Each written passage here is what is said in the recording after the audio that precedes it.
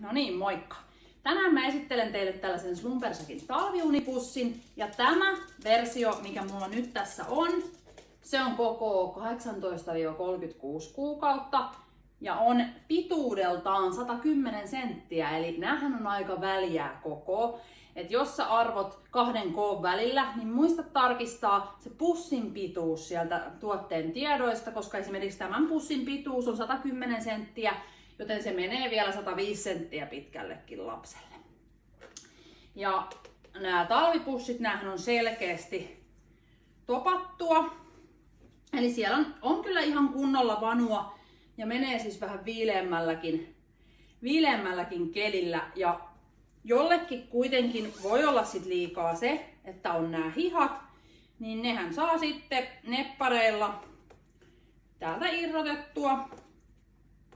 Niitä ei ole pakko pitää siinä kiinni.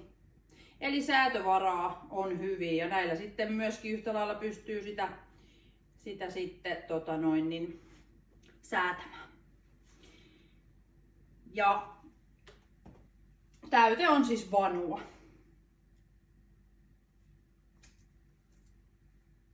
Sitten näissä pitkissä pusseissa on tarrasäätövara.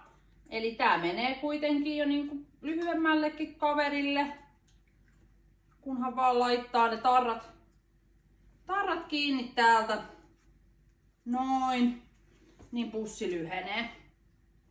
Ja ylimääräinen pituus ei haittaa. Se on tärkeää aina, että tää liiviosa ei ole liian suuri, että lapsi ei saa käsiä laitettua takaisin tänne ja sitten se voisi ruveta ahistaa. Eli liiviosa ei saa olla liian iso, mutta ylimääräistä pituutta saa kyllä olla.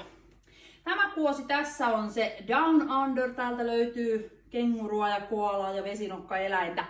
Kuosiahan on moneen makuun ja ne kaikki löytyy täältä Unexian verkkokaupasta.